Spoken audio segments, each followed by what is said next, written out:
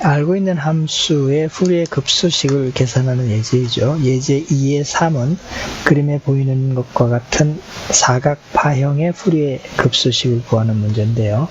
그림에 나와 있듯이 한 사이클에 소요되는 시간, 주기값은 마이너스 5초에서 플러스 5초에 해당하니까 주기값 t는 10초가 되겠고요. 함수의 형태에서 평균값에 해당하는 A0 값은 0이죠. 그리고 진폭은 1로 지금 주어지고 있습니다. 자, 이 경우에 풀이의 급수식을 표현하는 풀이의 개수 AN과 BN의 값을 구하라 하는 예제이죠. 자, 일반적인 형태를 적분을 통해서 AN과 BN을 다 구해도 되겠지만 함수의 형태가 원점의 대칭인 기함수, odd function이니까 결국 최종적으로는 사인항만 남는다는 걸 우리 알고 있으니까 우리의 사인 급수 형태로 답을 구할 수 있게 되겠습니다. 그래서 우리의 사인 급수 형태로 쓰면 yt는 n은 1에서 무한대까지 bn sin t분의 2파이 nt 이렇게 쓸 수 있겠는데요. 이때 개수에 해당하는 bn 값은 적분을 통해서 구하게 되죠. t분의 2 그리고 마이너스 2분의 t에서 플러스 2분의 t까지 yt 곱하기 sin t분의 2파이 nt라는 함수를 적분하면 되겠는데요. 지금 보면 마이너스 5에서 플러스 5 사이에서 함수 yt가 마이너스 5에서 0은 마이너스 1, 0에서 5초는 플러스 1의 값을 가지니까 부분 적분을 이용해서 이 적분 값은 마이너스 5에서 0 사이에서는 마이너스 1 곱하기 사인 10분의 2파이 nt를 적분하는 게 되고 0에서 5초 사이에서는 플러스 1 곱하기 사인 10분의 2파이 nt를 적분하는 게 되겠죠. 사인항의 적분은 쉽게 우리 구할 수 있고 결과는 n파이분의 2 곱하기 1 마이너스 코사인 n파이로 나타나게 되겠습니다. 이 값은 모든 n에 대해서 성립할 수 있죠. 그리고 만약에 n 값이 홀수라면 코사인 n파이는 마이너스 1이 되니까 분자는 2 곱하기 1 마이너스 1에서 4가 되니까 n파이분의 4라는 값으로 나오게 될 거고 만약에 n값이 짝수 2, 4, 6과 같은 짝수로 나타나면 코사인 n파이가 1이라는 값을 가지니까 이 값은 0이 되겠죠. 그래서 이 계산한 결과를 원래 풀이의 사인 급수식에 다시 대입을 하면 yt는 n은 1에서 무한대까지 n파이분의 2 곱하기 1 마이너스 코사인 n파이 sin t분의 2파이 nt 이렇게 쓸 수 있을 거고 만약에 n이 홀수에 해당하는 경우에 대해서만 다시 쓴다면 summation n은 1, 3, 5부터 플러스 무한대까지 그리고 n파이분의 4 이때 풀이의 개수는 n파이분의 4로 쓸 수 있겠죠. sin t분의 2파이 nt 그래서 어떤 형태로 쓰든지 n은 1에서 무한대까지 쓸 때는 n파이분의 2 곱하기 1 마이너스 코사인 n파이를 쓸 거고 만약에 홀수에 대해서 추가적으로 계산해서 n파이분의 4라는 값을 구했으면 서메이션 기호에서 n은 1, 3, 5 같은 홀수에 대해서 무한대까지 n파이분의 4 곱하기 sin t분의 2파이 nt 이렇게 적는 게 맞겠죠. 그래서 값을 가지는 몇 개의 항만 전개를 해보면 n값이 1일 때는 파이분의 4 곱하기 sin 10분의 2파이 t 그리고 n값이 2이면 0이죠. n값이 3이면 3파이분의 4 곱하기 sin 10분의 6파이 t 거고 n값이 4면 0, n값이 5면 5파이분의 4 곱하기 sin 10분의 10파이 t 이런 식으로 적을 수 있겠죠. 만약에 이 풀이의 급수식에 대해서 우리 기본 주파수를 구해보자 한다면 n값이 1에 해당할 때 주파수가 펀더멘탈 프리퀀시니까 이때 오메가 1은 원래 함수의 오메가 값과 같고 이 값은 t분의 2파이 t가 10이니까 10분의 2파이 레디안 퍼 세크 이렇게 구하게 되겠죠. 주기값 t1은 원래 함수의 주기 t와 일치하고 이 값은 10초입니다. 그리고 주파수로 나타낸 f1은 원래 함수의 주파수와 같은데 이 값은 t1의 역수에 해당하고 따라서 0.1Hz가 되죠. 그 다음에 조화 주파수를 구할 때 예를 들어서 홀수로 나타나는 n 값에 대해서 조화 주파수를 구하자. 만약에 3차의 조화 주파수를 구한다면 third harmonic frequency 오메가 3의 값은 3 오메가가 될 거고, 그래서 오메가 값 10분의 2파이 곱하기 3 하면 10분의 6파이 레디안 퍼 세크로 구하게 되겠죠. 자, 이 예제 2-3에 주어지는 요 사각파형은 값이 큰 항 몇 개를 전개해서 그것들을 합산을 구하는 파셜썸을 구할 수도 있는데요. 이건 매틀랩을 이용해서 데모 프로그램에서 우리 부분합을 구하는 형태를 볼 수도 있겠습니다.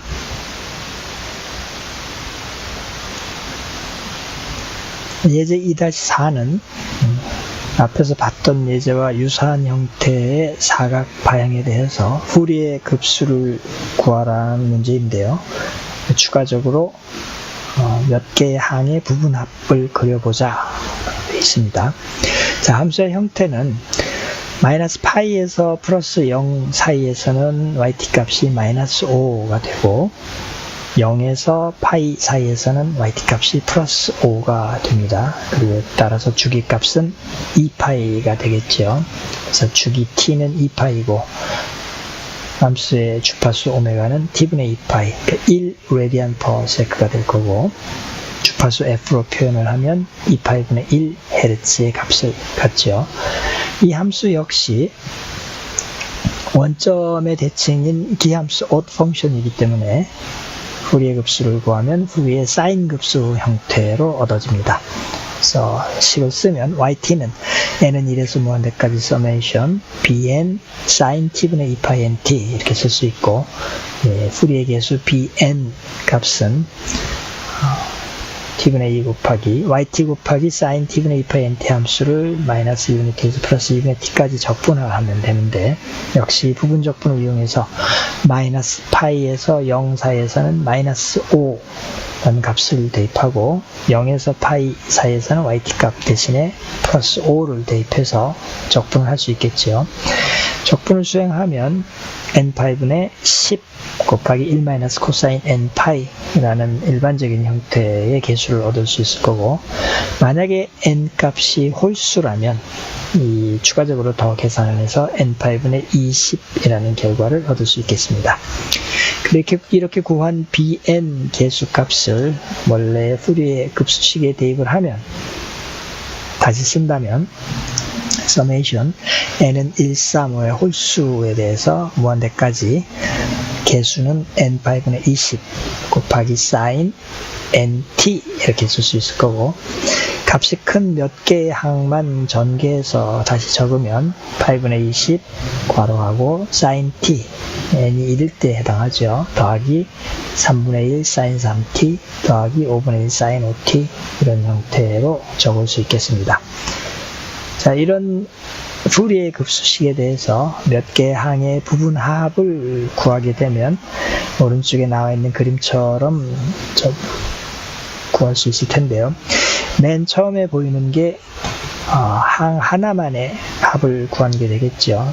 항 하나만 구한다면 결국 8분의 20 sin t라는 함수의 형태로 하나의 주파수를 갖는 sin 파형 형태로 얻어질 거고, 값을 갖는 두 개의 항을 더하게 되면 결국 sin t와 3분의 1 sin 3t를 더한 형태가 되겠는데요. 그때의 부분합은 두 번째 나와 있는 그림처럼 나타나죠. 아래에 있는 코멘트에서 언급한 바와 같이 더해지는 항의 수가 증가할수록 후리의 급수식으로 얻어지는 형태는 원래의 사각파를 점점 가깝게 표현을 할 수 있게 되겠고요. 반주기에 나타나는 볼록볼록한 개수가, 예를 들어서 파셜섬 하나만의 항으로 이루어진 부분합의 경우에는 하나만 지금 튀어나와 있죠.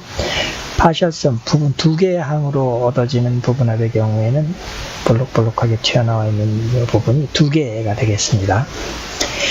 세 번째 항까지 부분합을 구하게 되면 결국 sin t, 3분의 1 sin 3t, 5분의 1 sin 5t의 값을 다 더하면 세 번째 그림처럼 나타나죠. 네 번째 항까지를 다 더해서 부분합을 구하면 맨 아래에 있는 그림처럼 나타나게 되겠습니다. 그래서 결국 우리가 부분합을 취하는 항의 개수를 증가시킬수록 얻어지는 형태는 원래 사각파에 점점 가깝게 되고 있죠. 이 부분합의 형태는 매틀랩 데모 프로그램인 후의 시리즈를 실행시켜서 우리가 개수를 증가시켜가면서 확인할 수도 있는데요. 이거는 매틀랩의 데모를 통한 결과는 다른 동영상에서 확인할 수 있겠습니다. 예제 2의 5는 정류 회로를 통과한 사인파형에 대한 푸리의 급수식을 구하자로 되어 있죠. 일반적인 사인파형을 정류 회로를 통과시키면 마이너스 값이 플러스로 반전돼서 나타나죠. 그래서 최종적으로 얻어지는 파형은 사인파의 마이너스 값이 플러스로 나오는 형태가 되겠습니다. 그림처럼. 식으로 표현을 한다면 진폭 120에 해당하는 그런 사인파, 그래서 이 t는 120 사인 120 파이 t 절대값을 붙여서 마이너스 값을 플러스로 표현을 하죠. 오메가 값이 120 파이니까 결국 주파수는 60Hz에 해당하는 우리 일반적으로 교류 전원에서 보이는 형태의 그런 사인파로 나타나죠. 자, 우리 알다시피 0초에서 120분의 1초까지는 ET가 120 sin 120 파이 t라는 식으로 표현이 되고, 다시 주기값 t가 120분의 1초에 해당하니까 그런 파형이 반복되는 형태로 지금 나타나고 있습니다. 그래서 주기는 120분의 1초고 그 다음에 주파수는 120Hz에 해당이 되죠. 원래의 통상적인 사인파의 주파수가 60Hz인데 지금 정류 회로를 통과시키고 나면 주파수가 120Hz가 되겠죠. 자, 지금 이 함수는 y축의 대칭인 형태의 even function, 우함수로 나타나니까 푸리의 급수식을 구하면 푸리의 코사인 급수 형태로 나타나겠습니다. 그래서 식을 적으면 yt는 n은 0에서 무한대까지 an 코사인 t분의 2파이 nt, 다시 쓰면 a0 플러스 서메이션 n은 1에서 무한대까지 an 코사인 t분의 2파이 nt 이렇게 쓸 수 있겠지요. 그래서 개수에 해당하는 a0와 an 값을 구하면 a0는 이 함수의 평균 값에 해당하죠. t분의 1 그리고 0에서 t까지 함수를 적분한 건데 주기는 120분의 1초니까 120분의 1의 역수, 그리고 0에서 120분의 1까지 yt 함수는 120 sin 120 파이 t 적분한 형태가 되죠. 적분하면 8분의 240이고 대략 76.4 정도의 값을 가집니다. 개수 an은 yt 함수에 코사인 t분의 2파이 nt를 곱해서 한 주기에 걸쳐서 적분하고 그리고 t분의 2를 곱하면 되는데요. 계산을 하면 240 곱하기 0에서 120분의 1초까지 함수 yt는 120 sin 120 파이 t고 그 다음에 뒤에 곱해지는 항은 코사인 240 n 파이 t가 되죠. 자, 사인 항 곱하기 코사인 항 형태를 적분할 때는 우리가 알고 있는 공식을 활용할 수 있는데요. 2 곱하기 사인 z1 코사인 z2는 두 개의 사인 항의 합으로 표시할 수 있습니다. 사인 g1-g2 더하기 사인 g1 플러스 g2. 이 식을 적용해서 적분을 수행하면 최종적인 결과가 8분의 120 곱하기 괄호하고 2n-1분의 마이너스 2 더하기 2n 플러스 1분의 2 괄호 닫고 이렇게 나타나게 되겠습니다. 그래서 이렇게 구한 a0와 an 값을 푸리의 급수식에 다시 대입을 하면 8분의 240 더하기 8분의 120 서메이션 n은 1에서 무한대까지 2n-1분의 마이너스 2 더하기 2n 플러스 1분의 2 곱하기 코사인 t분의 2파이 nt 얻어지겠죠. 자, t값 120분의 1 집어넣고 몇 개 항만 전개해서 표현을 하면 파이분의 240 그리고 n이 1일 때에 해당하는 값은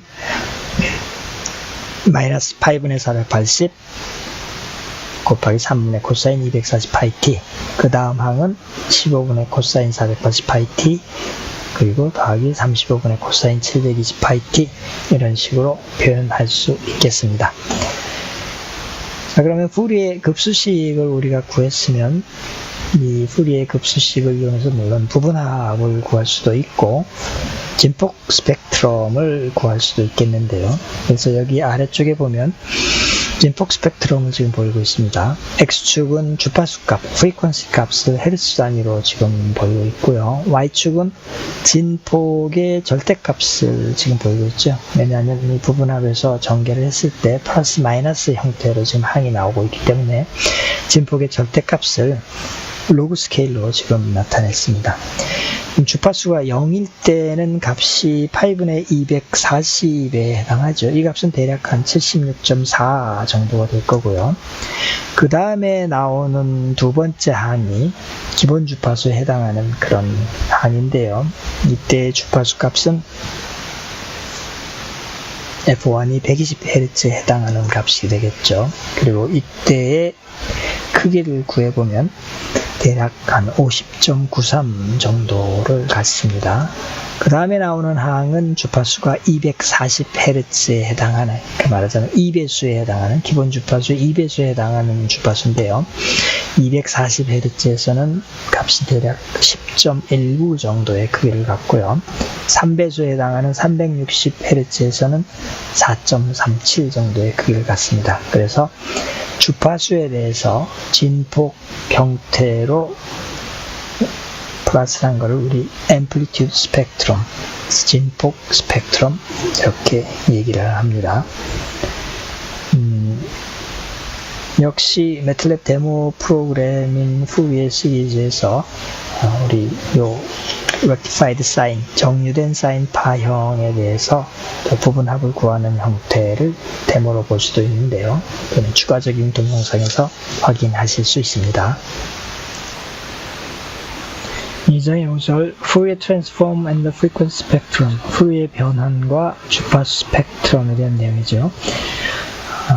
이미 그렇지만 우리가 형태를 알고 있는 그런 함수는 푸리의 급수식으로 표현할 수 있죠. 앞에 예제들을 통해서 우리 알고 있는 함수식에 대해서 푸리의 급수를 구해 보았습니다. 그런데 대부분의 실제 계측에 있어서는 입력 신호를 함수 형태로 알지 못하죠. 못하니까 우리가 계측을 하는 거죠. 그래서 이처럼 특정된 동적 신호를 주파수와 진폭으로 분해할 수 있는 기법이 이제 소개가 되겠습니다. 먼저 함수의 주기값이 무한대로 접근한다고 우리가 간주를 하면 푸리 해석에서는 이제 신호가 주기적인 파형이어야 한다는 제한 조건이 있었는데요. 그런 제한 조건 하나를 제거할 수가 있겠죠. 이 주기값 t가 무한대로 접근하면 푸리의 급수식은 푸리의 적분으로 바뀔 거고 주파수 성분 사이의 간격들은 무한히 아주 작아지게 되겠죠. 이 아래에 있는 복소 푸리의 급수식에 대한 리뷰는 자료를 참고해서 일반적인 푸리의 급수식의 표현을 복소 푸리의 급수 형태로 표현하는 과정을 지금 요약해서 보이고 있습니다. 특히 exponential의 마이너스 i 세타는 코사인 세타 마이너스 i 사인 세타라는 관계식을 이용해서 일반적인 푸리의 급수식 an 코사인 nt 플러스 bn 사인 nt를 최종적으로 서메이션 a는 마이너스 무한대에서 플러스 무한대로 계수 cn 곱하기 exponential int 형태로 바꿀 수 있는데요. 이때 복소 푸리의 계수에 해당하는 이 cn은 2파이분의 1에 마이너스 파이에서 플러스 파이까지 yt 곱하기 exponential 마이너스 int 함수를 적분한 그런 형태로 나타납니다. 참고로 여기에 간단하게 적었습니다. 앞에 식 2의 17에서 우리 후리의 계수 AN은 YT 곱하기 코사인 N 오메가 T를 한 주기에 걸쳐서 적분하고 T분의 1을 곱한 형태, BN은 YT 사인 N 오메가 T를 한 주기에 걸쳐서 적분하고 T분의 1을 곱한 형태로 구해진다고 얘기를 했죠. 이때 주기값 T가 무한대로 접근하게 되면 계수 AN과 BN은 주파수에 대한 연속함수 A 오메가와 B 오메가로 될 텐데요. 이 함수 YT의 후리의 변환 성분이라고 부르죠. 그래서 A 오메가는 YT 코사인 오메가 T를 마이너스 무한대에서 플러스 무한대까지 적분한 그런 형태가 될 거고, B 오메가는 YT 곱하기 사인 오메가 T를 마이너스 무한대에서 플러스 무한대까지 적분한 그런 형태로 나타납니다. 우리가 만약 Y, 이 대문자죠. 대문자 Y 오메가라는 함수를 A 오메가 마이너스 IB 오메가의 어떤 복소 형태로 정의를 한다면 YT라는 함수의 ফু리의 변화는 YT 곱하기 exponential 마이너스 I 오메가 T를 마이너스 무한대에서 플러스 무한대까지 적분한 형태로 나타나죠. 또는 오메가 대신에 F로 표현을 하면 YF는 YT 곱하기 exponential 마이너스 I e파이 FT를 마이너스 무한대에서 플러스 무한대까지 적분한 그런 형태로 나타납니다. 이 식이 바로 YT의 ফু리의 변환이라고 얘기하죠. 이 YT의 ফু리의 변환 YF는 신호를 주파수의 연속 함수로 표현해 줍니다. 그러니까 시간 형태에서는 겉으로 나타나지 않는 진폭과 주파수 특성을 제공해 주죠. ফু리의 역변환도 정의가 되는데요. 그래서 이 YF라는 함수의 인버스 ফু리의 트랜스폼, ফু리의 역변환은 만약에 신호의 진폭과 주파수 성분이 주어지면, 즉 우리가 YF라는 함수를 알게 되면 ফু리의 역변환을 통해서 원래의 YT 신호를 복구할 수도 있습니다. 정의는 YT는 2파이분의 1 그리고 YF 곱하기 exponential I 2파이 FT라는 함수를 마이너스 무한대에서 플러스 무한대까지 적분한 그런 형태가 되겠습니다. 그래서 시간에 대한 함수 YT를 주파수에 대한 연속함수 YF로 변환하려면 ফু리의 변환을 통해서 얻게 되고, 일단 YT의 ফু리의 변환 YF를 알게 되면 주파수와 진폭 간의 관계를 연속함수로 우리가 알게 되죠. 그리고 만약에 YF를 우리가 안다면 이번에는 ফু리의 역변환을 통해서 원래 시간에 대한 함수 YT를 구할 수 있게 됩니다. ফু리의 변환 YF는 크기와 위상각을 갖는 복소수 형태로 이렇게 표현을 할 수 있습니다. YF는 어떤 크기, YF의 절대값이죠. 곱하기 exponential I phi, 위상각 phi 이렇게 표현을 할 수 있고요. 정의에 따르면 이게 바로 A-IB라는 형태가 되겠죠. 따라서 이 복소수 YF의 크기, YF의 절대값은 YF라는 복소수의 실수부를 제곱하고 허수부를 제곱해서 더해서 루트 씌우면 크기를 구할 수 있겠죠. 위상각 B는 YF의 실수부 분의 YF의 허수부 값을 아크탄젠트 취하면 위상각을 구할 수 있겠습니다. 이 과정을 거쳐서 우리가 A와 B를 구하게 된다면 진폭 스펙트럼에 나타나는 진폭의 크기 C는 특정한 F 값에서의 C는 A의 제곱과 B의 제곱을 더해서 루트 씌운 형태로 얻어지게 되죠. 그 다음에 위상각과 스펙트럼의 관계에서 표현할 수 있는 위상각 BF는 아크탄젠트의 AF분의 BF로 표현이 되고, 파워 스펙트럼에서의 파워 값은 진폭 CF를 제곱해서 2로 나눈 값으로 구할 수 있습니다. 이처럼 ফু리의 변환 과정을 이용하면 특정된 신호 YT를 주파수와 진폭 성분으로 분해해서 파악할 수가 있게 됩니다. 실제로 신호 YT를 측정하고 기록할 경우에는 우리 컴퓨터를 이용해서 디지털 신호 형태로 저장이 되죠. 그래서 우리가 얻게 되는 데이터는 이산 시간 데이터 형태로 얻어지게 됩니다.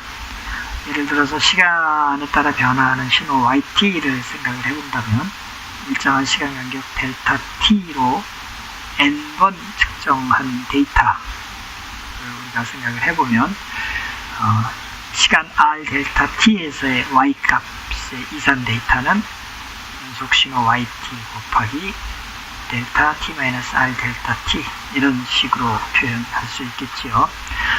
이때 r은 0, 1, 2에서 n-1까지 총 n개의 번호에 해당하겠죠. 그러면 이런 이산 데이터로부터 얻어지는 푸리에 변한 값은 우리 Discrete Fourier Transform DFT라고 부르게 되는데요.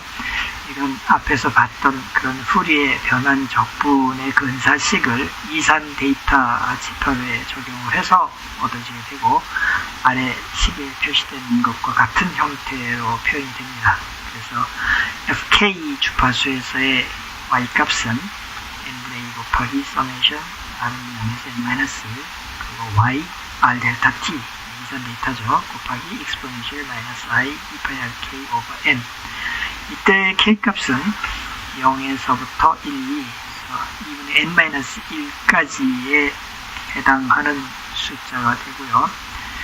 fk는 델타 f 간격으로 떨어져 있는 주파수 중에 k번째에 해당하는 그런 주파수 값입니다.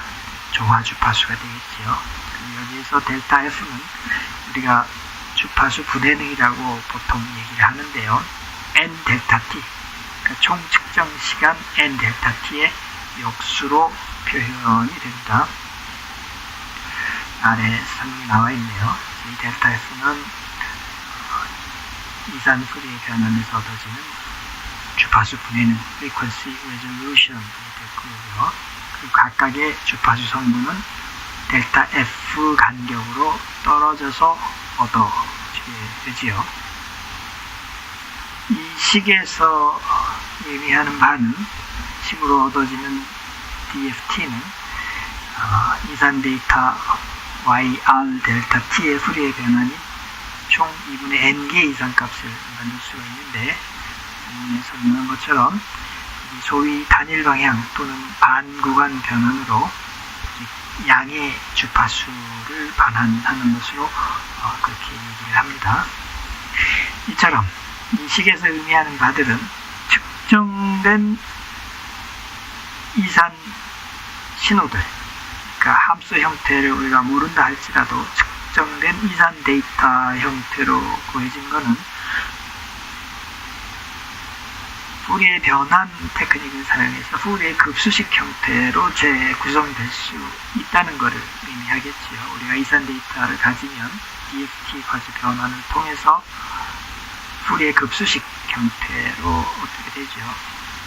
이 과정은 사실 AN과 BN, 우리가 푸리의 급수식에서 사용했던 AN과 BN에 대한 적분식을 T는 R 델타 T, 주기값 T는 M자 N 델타 T, 오메가는 T분의 EF라는 관계식을 이용해서 대입을 해서 적분 대신에 서메이션 기호로 시리즈 형태로 바꿔서 다시 정리를 해보면 AN과 BN을 다시 정리를 해서 Y라는 복소 값을 A-IB라고 표현을 한다면 최종적으로 식에서 표시하는 바와 같은 n분의 2 곱하기 Rn-n-1 summation Y R 델타 T 곱하기 exponential I n분의 2파이 Rk라는 그런 형태를 유도해 낼 수 있게 됩니다. 우리가 함수 형태를 모르지만 측정을 통해서 이산 데이터를 얻었을 때는 이산 푸리의 변환을 통해서 푸리의 급수식 형태로 표현하는 것이 가능하다. 여기서는 FFT에 대해서 언급을 하는데요. FFT는 Fast Fourier Transform의 약자죠. 일반적으로 직접 DFT 알고리즘을 이용해서 값을 계산할 때 소요되는 시간은 데이터의 개수 n의 제곱에 비례하는 것으로 알려져 있습니다. 그러니까 데이터의 개수가 작을 때는 별 문제가 없지만 데이터의 개수가 커지게 되면 계산에 소요되는 시간이 제곱에 비례하는 형태로 급격하게 커지게 되죠. 그래서 실제로는 DFT 알고리즘을 사용을 하지 않고 FFT 알고리즘을 사용을 합니다. FFT 알고리즘은 DFT 변환을 계산하는데 훨씬 빠르게 계산할 수 있는 알고리즘으로 일찍이 60년대에 쿠리와 투키에 의해서 개발이 되었죠. 그래서 최근에 사용되는 모든 FFT 장비, 스펙트럼 해석 장비나 아니면 주파수 해석을 하는 그런 소프트웨어 패키지들에 다 응용이 되고 있죠. 7장에서는 우리 디지털 데이터 샘플링에서 중요한 파라미터 값들을 어떻게 결정해야 되는지에 대해서 조금 더 광범위하게 얘기를 할 거고요. 우리 예제 2의 6번을 보면 연속 신호를 이산 데이터로 변환하는 과정에 대해서 한번 해보자 나와 있죠. 간단한 하나의 주파수를 갖는 사인파형을 예를 들었습니다. 만약에 yt가 10 sin 2파이 t라고 표현이 된다면 이때 주파수 f1은 1이라는 값을 갖겠죠. f1은 1Hz고 따라서 주기값 t1은 1초고 이때 f1에 해당하는 오메가 1 값은 2파이f니까 2파이 레디안 퍼 세크로 표시가 되는 거죠. 그리고 1Hz에서의 진폭 값은 식에 표현되어 있듯이 10V라는 값을 가지고 있고 이때 위상각은 0으로 지금 파악이 되죠. 이 데이터를 시간 간격 델타 t는 0.12초, 8분의 1초죠. 8분의 1초 간격으로 총 8개를 데이터를 만든다고 생각을 하면 표에 나타나 있는 것처럼 첫 번째 데이터는 시간값이 0.12초에 해당할 거고 그 다음에 두 번째 데이터는 시간값이 0.25초에 해당할 거고 이런 식으로 샘플링을 해서 8개의 데이터를 이산적인 형태로 구하게 되면 표에 정리된 것처럼 얻을 수 있겠죠. 이때 8개의 데이터를 각각 8분의 1초 간격으로 샘플링을 하면 8개의 데이터를 얻을 때까지 걸리는 총 측정 시간 n 곱하기 델타 t로 얻어질 거고 그 값은 1초가 되겠죠. 예제 2의 7은 앞에서 얻은 이산 데이터에 대해서 진폭 스펙트럼을 구하는 과정을 보이고 있습니다. 그래서 8개의 데이터를 8분의 1초 간격으로 샘플링을 해서 총 8개의 데이터를 얻었으면 그 데이터를 이용해서 진폭 스펙트럼을 구해보자 하는 그런 내용인데요. 매틀랩의 데모 프로그램인 펑션 스펙트럼, 펀 스펙트를 이용해서 파악을 할 수도 있고 그 결과를 우리 아래 그림에 보이고 있는데 이 그림을 보면 해석이 되는 영역은 0에서 4Hz 이내로 해석이 되고요. 그 다음에 값들이 계산돼서 나올 때 주파수 사이의 간격, 보통 델타 F라고 얘기를 하는데 이 델타 F는 1Hz 간격으로 나타나고 그 다음에 주파수 1Hz에서의 진폭값은 10V, 다른 주파수 0, 2, 3Hz에서의 주파수 값은 다 0으로 지금 나타나고 있죠. 지금 우리 여기서 델타 F는 1Hz라고 얘기를 했는데 7장에서도 다시 얘기를 하지만 지금 데이터의 총 개수가 8개고 그리고 만약에 1방향의 후리에 변환 알고리즘을 사용을 한다면 데이터의 절반에 해당하는 4개의 피크 값을 계산할 수 있게 되죠. 일반적으로는 델타 t가 0.25초면 델타 t의 역수를 우리 샘플링 주파수 fs라고 얘기를 하는데 샘플링 주파수는 8Hz가 되고 샘플링 주파수의 절반에 해당하는 주파수를 나이키스트 주파수라고 얘기를 하는데 우리가 주파수 해석을 했을 때 0에서부터 나이키스트 주파수까지 4Hz까지의 영역에서의 값을 우리가 볼 수 있고 주파수분의 델타 F는 총 측정 시간 n 델타 t의 역수로 구해지는데 n 델타 t가 1이라는 값으로 나오기 때문에 결국 델타 F는 1Hz, 주파수 분해는 1Hz가 되죠. 주파수 브레이딩 1Hz라는 얘기는 다시 얘기하면 상수값 다음에 나타날 수 있는 첫 번째 제일 낮은 주파수 값이 1Hz. 왜냐하면 델타 F만큼 떨어져서 나타나기 때문에 1Hz에서 가장 낮은 주파수 성분이 나타나고 그 이후에 나타나는 주파수 성분들은 각각 1Hz씩 각각 떨어져서 나타나게 되겠습니다. 그래서 이 그림에서 의미하는 바는 현재 1Hz에서 진폭 10이라는 값을 갖는다는 그런 어떤 주파수 해석 결과를 보이고 있고, 이 결과는 우리가 처음에 고려했던 연속 신호인 사인 파형에서 주파수가 1Hz로 진폭이 10이라는 결과와 일치합니다. 6판에서 새로 소개되는 예제 2의 8은 진폭 스펙트럼 두 가지를 비교해서 보이고 있는데요. 왼쪽에 있는 그림은 대표적인 목관 악기인 클라리넷을 연주할 때의 진폭 스펙트럼이고, 오른쪽의 그림은 금관 악기로 연주했을 때의 진폭 스펙트럼입니다.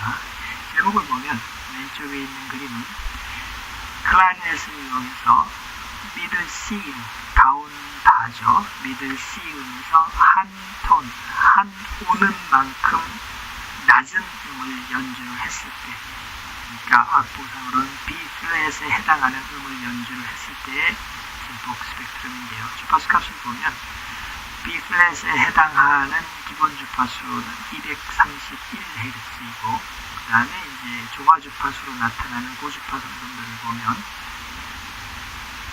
기본 주파수의 3배수에 해당하는 693Hz, 5배수에 해당하는 1255Hz, 이렇게 조화 주파수 성분들은 3배의 기본 주파수, 5배의 기본 주파수, 분수배의 조화 주파수 성분들이 섞여 있는 걸로 해석 결과를 보이고 있죠. 이에 비해서 오른쪽에 있는 그림은 아론 코클란드의 Fanfare for the Common Man, 보통 사람은 fanfare인가요?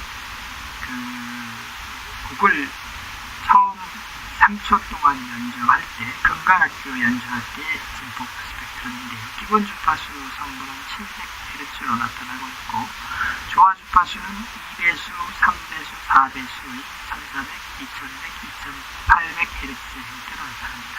이처럼 목관악기의 경우에는 기본 주파수의 3배수에 해당하는 그런 조화주파 성분들이 섞여서 소리를 구성을 하고 있고, 금관악기의 경우에는 기본 주파수의 정수배, 2배수, 3배수, 4배수 성분들이 다 섞여 있는 형태로 소리를 구성하게 되죠. 그래서 우리가 악기의 연주 소리를 들을 때 클라리넷 소리와 금관악기의 대표적인 트럼펫 같은 악기의 소리를 쉽게 구분해서 들을 수 있게 되겠습니다. 예제 2의 9는 주파수 스펙트럼의 응용 분야의 한 예를 보이고 있는데요. 그림의 제목을 보면 경주용 트랙에서 레이스용 자동차가 주행을 할 때 현가장치죠. 서스펜션의 변이, 서스펜션의 디스플레이스먼트를 측정을 해서 파워 스펙트럼을 구한 결과를 보이고 있습니다. 파워 스펙트럼, X축은 주파수 값이고 Y축은 파워 값을 데시벨 단위로 지금 표시하고 있죠. 전체적으로 낮은 주파수에서 큰 값을 갖다가 높은 주파수로 갈수록 값이 점점 감소하는 형태의 파워 스펙트럼을 보이는데, 그 중에 중간 부분에서 조금 불규칙한 형태로 값이 커지는 구역이 지금 존재를 하죠. 설명에 나와 있는 것처럼 30에서 37Hz 사이에서의 주파수 영역에서 파워 값이 증가하는 그런 양상을 보이고 있는데, 뭔가 조금 정상적인 형태에서 조금 거리가 있게 되죠. 그래서 이거를 해석해 본 결과 이런 추정이 가능하죠. 이런 형태의 레이스용 경주용 자동차에 사용되는 타이어의 원주 길이, 타이어의 원주 길이는 88.6인치 정도가 되는데 대략 한 225cm에 해당이 되고요. 주파수 영역에서 이상한 파워 값으로 증가된 파워 값으로 나타내는 영역이 30에서 37Hz로 나타나는데, 다시 얘기하면 1초에 30에서 37회전하는 그런 형태가 되겠지요. 1초에 30회전 한다는 얘기는 파의 원주 길이가 225cm라고 생각을 했을 때 225cm 곱하기 30 사이클 per second 곱하기 시간에 대해 생각하면 1시간은 3600 주니까 3600을 곱하면 243 곱하기 10의 5승 cm per hour 정도 나오고, 다시 얘기하면 243 km per hour 정도의 값이 갖게 되죠. 그래서 30Hz와 37Hz에 해당하는 회전 속도로 타이어가 회전을 할 때 그 속도는 243에서 298 km per hour의 속도를 갖게 되죠. 이 속도는 경주용 자동차에서 주행하는 그런 주행 속도 영역에 들어가죠. 거의 일치합니다. 그래서 결국 어떤 식으로 추정을 할 수 있냐면, 지금 이 파워가 증가되는 이 주파수 영역은 결국 타이어의 회전 주파수와 일치를 하는데, 회전을 할 때마다 30에서 37Hz에 해당하는 영역에서 파워가 증가한다는 건 결국 이 타이어가 어떤 형태로든지 결함이 존재를 해서 타이어가 회전하면서 해당되는 주파수의 파워 값이 증가하는 것으로 추정을 하는 거죠. 생각해 볼 수 있는 가능한 결함은 아마도 경주시의 브레이크를 밟으면서 미끄러지면서 타이어의 어떤 그런 결함이, 말하자면 나무가 되는지 일부분이 플랫하게 나무가 되는지 하는 그런 결함이 존재해서 그 결함 때문에 회전을 하면서 서스펜션의 어떤 견이에 어떤 이런 형태로 영향을 미치는 것으로 추정할 수 있겠습니다. 기출문제를 한번 잠깐 살펴보면, 연수 문제에 나와 있는 문제에 해당이 되는데요. yt는 e 플러스 서메이션 n은 1에서 원대까지 2분의 3n sin nt 플러스 3분의 5n 코사인 nt라는 식으로 푸리에의 급수식이 표현이 될 때 다음 질문에 답하자 하는 형태로 지금 되어 있습니다. 이 푸리에의 급수식의 형태를 보면 코사인항의 개수가 an에 해당하죠. 그래서 an 값은 3분의 5n이고, 사인항의 개수가 bn에 해당하니까 bn 값은 2분의 3n이 되겠죠. 그리고 n 값이 1일 때의 오메가 값이 기본 주파수에 해당할 텐데요. 오메가 1은 1 레디안 퍼 세컨드가 될 거고, 이 값이 2파이 f1이니까 기본 주파수 f1은 2파이분의 1Hz로 구하게 되죠. 첫 번째 질문, 기본 주파수 퍼센트 프리퀀시를 Hz와 레디안 퍼 세크의 단위로 답하자 했습니다. 퍼센트 프리퀀시를 F로 구하면 F 값은 2파이분의 1Hz이고, 계산을 한다면 0.159Hz로 나오죠. 이에 해당하는 오메가 값은 1 레디안 퍼 세크입니다. 우리 알지만 오메가와 F 사이에는 오메가는 2파이F라는 관계가 존재하지요. 두 번째, 2차 조화 주파수와 연관된 주기값 T2죠. T2 값은 얼마냐? T2는 2차 조화 주파수인 F2의 역수가 되고, F2는 2배의 F1에 해당하죠. F1 값이 2파이분의 1이니까 계산을 하면 결국 T2는 파이 세컨드로 얻어집니다. 3번, 이후의 급수식을 상수값 더하기 코사인 항만으로 표시되는 무한급수로 표시하자 그랬습니다. 원래 푸리의 급수식은 코사인항, 사인항, 그리고 상수항이 다 존재하는 일반적인 형태인데요. 다시 정리를 해서 상수항과 어떤 코사인항만의 표현으로 다시 표현하자고 했습니다. 우리 앞에서 본문에서 다뤘지만 yt는 a0 플러스 n은 1에서 1까지 cn 코사인 nt-bn 이런 식으로 바꿔쓸 수 있겠고요.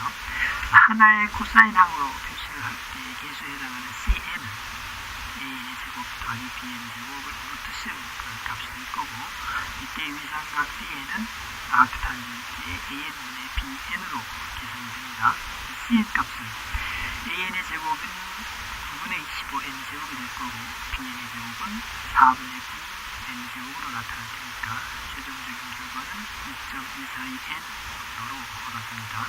위삼각 Bn은 아크탄젠트 An분의 Bn인데 An 값이 3분의 5n, Bn이 2분의 3n이니까 계산하면 아크탄젠트 0.99 미디안 값으로 오르면 0.7328을 씁니다.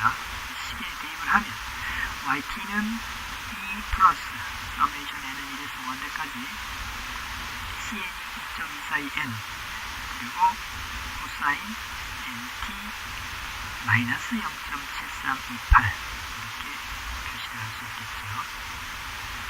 자, 마지막 4번 3에서 얻은 결과를 이용해서 DC항을 포함해서 값이 0이 아닌 3개의 항만으로 이 파워 스펙트럼을 구해보자 했습니다.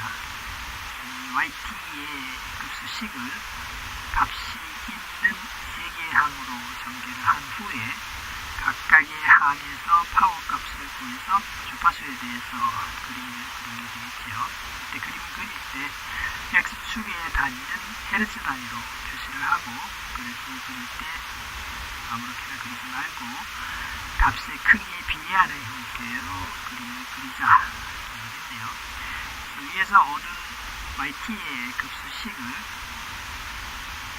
전개를 해서 3개의 항을 더하는 파셜섬 형태로 다시 쓰면 yt는 2 플러스 n이 1일 때는 2.242 코사인 t-0.7328이고 n이 2일 때는 플러스 4.485 코사인 t-0.7328 그 이후에도 계속 존재하겠죠. 이 3개의 항에 대해서 다시 한번 생각을 해보겠습니다.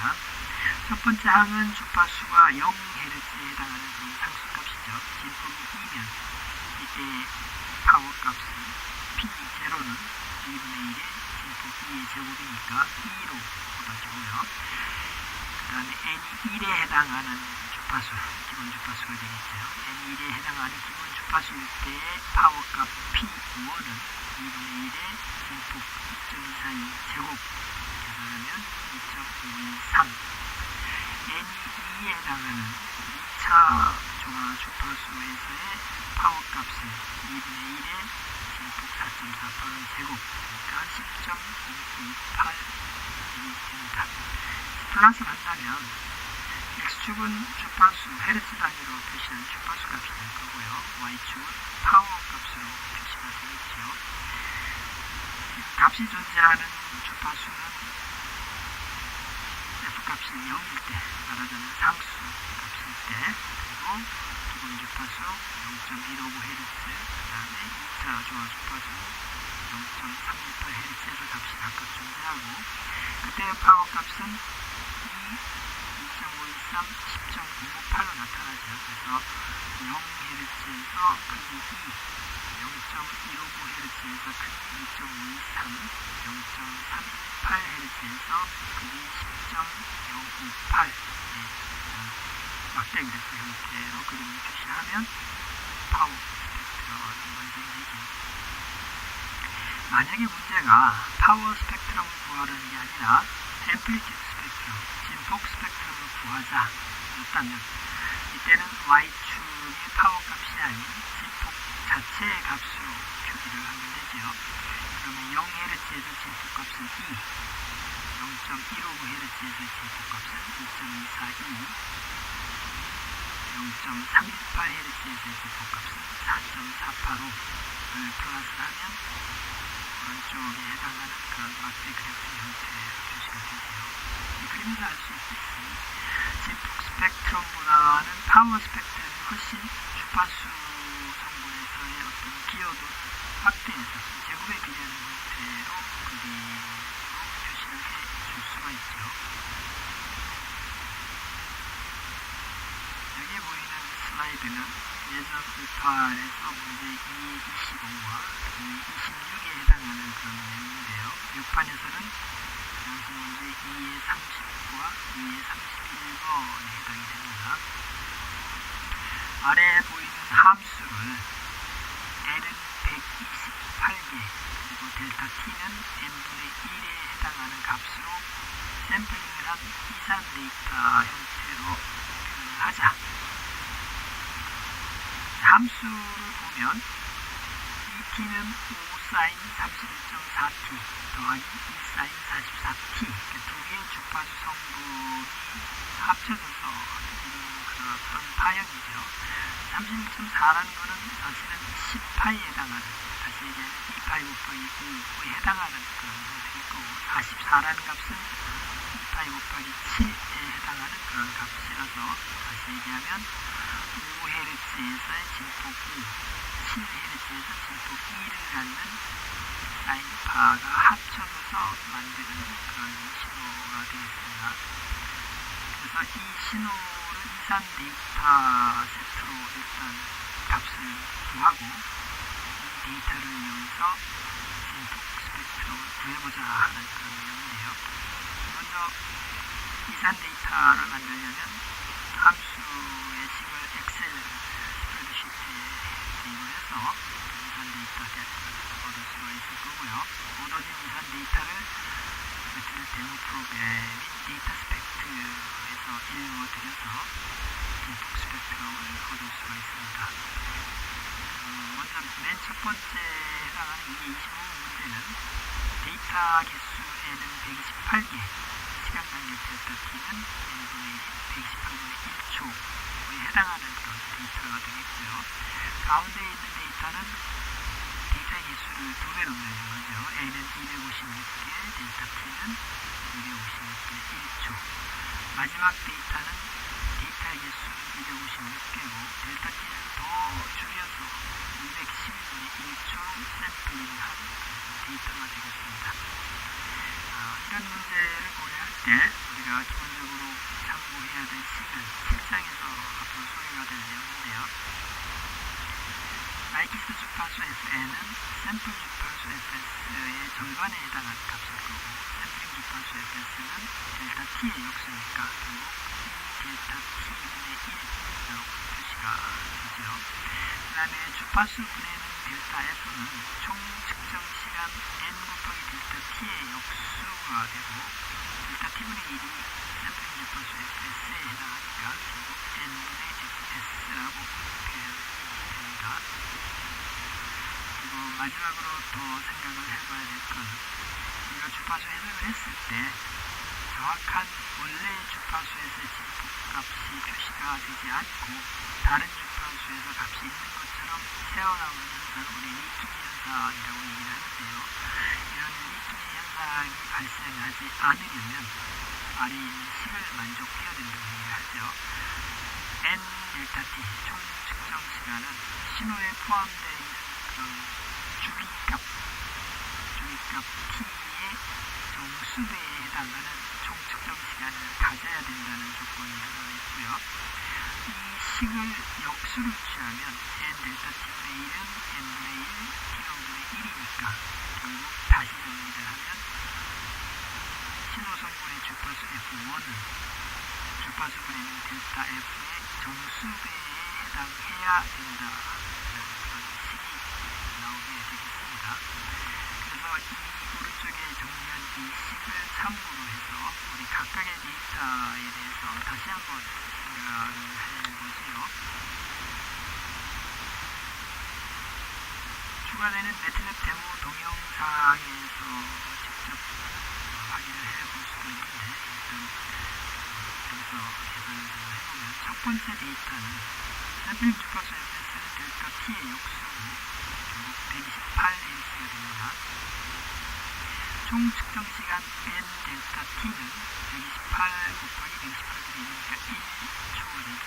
따라서 이 1초의 총 측정 시간을 가지면 주파수 n 델타 f는 n 델타 t의 역수니까 1Hz입니다. 1Hz 간격으로 주파수 해석이 가능한 거죠. 그 다음에 전체 해석 영역은 상수값인 주파수가 0인 위치부터 나이키스 주파수에 해당하는 2분의 fs까지의 영역에서 해석이 가능하고요. 샘플링 주파수 FS가 128Hz니까 해석하고 나는 영역은 0에서 64Hz의 영역에서 주파수가 해석된다. 그런 얘기로 받아들일 수 있습니다.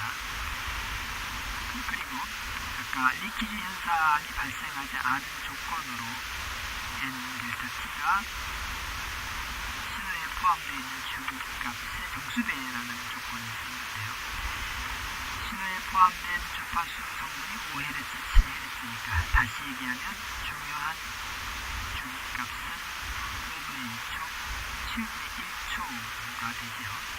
그래서 총 측정 시간이 1초는 중요한 성분이 주기값이 하나는 5분의 2초고 다른 하나는 7분의 2초니까 5분의 2초 성분, 7분의 2초 성분의 정수배, 5배수, 7배수에 해당하니까 리키지 현상이 누설되는 그런 현상이 발생하지 않고 제대로 발생되겠죠. 그래서 우리가 데이터 스펙트라는 데모 프로그램을 실행시켜서 보여드리면 위에 보이는 그림이 원래 파형에 해당하는 신호 형태를 보이고 있고요. 0에서 1초까지 어떤 형태를 보이고 있고 진폭 스펙트럼 또한 그 아래에 보이고 있는데요. 해석된 영역은 0에서 64Hz까지가 제공됐고 명확하게 5Hz에서 피크 진폭값이 5로 나오고 7Hz에서 진폭값이 2, 제대로 손실 없이 값을 해석해서 보여주고 있습니다. 첫 번째 데이터를 얻은 이 세트는 진폭 스펙트럼에서 정확한 해석이 가능하게 해주는 거죠. 자, 두 번째 데이터를 고려를 해보면 데이터의 개수 n이 256개고 델타 t가 256.1초니까 샘플링 주파수는 256Hz에 해당이 되죠. 그리고 샘플링 주파수의 절반인 나이키스 주파수는 128Hz가 됩니다. 따라서 해석되는 영역은 0에서 128Hz까지 해석되어 있고요. 총 측정 시간 n 곱하기 델타 t는 256 곱하기 256 곱하기 1초입니다. 역시 n 델타 t가 1초니까 중요한 성분이 주기값 5분의 1초, 7분의 1초의 정수배에 해당하고 누설 현상은 일어나지 않겠지요. n 델타 t의 역수는 주파수 내는 델타 f의 값이니까 델타 f는 역시 1Hz가 됩니다. 그래서 다시 얘기하면 중요한 주파수 성분은 5Hz와 7Hz에 나타나는데 이 5Hz는 주파수 내는 델타 f 1Hz의 정수배가 될 거고 7Hz 역시 주파수 내는 1Hz의 정수배에 해당할 테고 해석이 누설 현상 없이 제대로 되려면 이 주파수 보내는 델타 f의 값이 중요한 주파수 성분들의 약수 형태로 나타나야 되죠. 그래서 5Hz와 7Hz의 공약수로 표현이 될 때 리키지 현상이 일어나지 않게 됩니다. 해석한 결과를 보면 시간 영역에서의 파형은 첫 번째 경우와 동일하게 나타날 거고요. 주파수 영역에서는 0에서 128Hz까지 해석이 됐고 5Hz에서 진폭 5, 7Hz에서 진폭 2의 크기가 정확하게 나타나고 있습니다. 마지막 세 번째 데이터 세트를 보면 마지막 세 번째는 데이터의 개수가 256개고 델타 t는 512분의 1초입니다. 샘플링 주파수는 512Hz가 가장 빠르죠. 나이키스 주파수는 256Hz입니다. 따라서 주파수 해석을 하면 0에서 256Hz의 영역에서 해석이 되죠. 주파수 분해는 델타 f는 n 델타 t의 역수인데 이 값은 n분의 fs로 다시 표현할 수 있고 n이 256, fs는 512니까 값은 2Hz가 됩니다. 주파수 분해는 2Hz라는 것은 주파수 영역에서 나타날 수 있는 주파수와 0, 4, 6 이런 식으로 나타난다는 얘기죠. 그런데 이 신호 자체의 중요한 주파수는 5Hz와 7Hz의 성분이기 때문에 주파수 분해는 2Hz의 정수배로 나타날 수가 없습니다. 주파수 해석을 한 결과 5Hz의 5Hz와 7Hz의 값은 표현되지 않고 마치 다른 주파수 4나 6, 8 이런 영역에서 값이 있는 것처럼 새어나와서 표현이 되는 리키지 현상이 발생하게 되지요. 실제로 데이터 스펙트에서 해석을 한 결과를 보면 시간 영역에서의 데이터는 다른 데이터의 절반에 해당하는 그런 형태로 제공되고 있고요. 주파수 해석 결과는 0에서 256Hz까지 제공됐는데 피크 5Hz와 7Hz의 피크 값이 제대로 표시가 되지 않고 보다 낮은 어떤 값인데 다른 주파수에 나타나는 것처럼 형태로 나타나고 있습니다. 그래서 우리가 이산 데이터를 샘플링을 통해서 얻을 때 데이터의 개수 n과 데이터 t를 적절하게 선택하지 못하면 올바른 주파수 해석 결과를 얻을 수 없다. 결론을 내릴 수가 있죠. 이제 주파수 해석을 하기 위한 프로그램으로 매트렛 데모 프로그램인 데이터 스펙트를 사용한다고 했는데요. 추가되는 동영상이 매트렛 데모 동영상을 참고하시는 게 있는데 데이터 스펙트에서는 데이터가 저장되어 있는 텍스트 파일을 읽어드릴 때 샘플 있는 주파수 fs 값을 사용자가 입력하도록 요구를 합니다. 그래서 데이터 스펙트에서 데이터를 읽을 때는 해당되는 데이터의 샘플 주파수 값을 미리 파악을 하고 있어야 됩니다.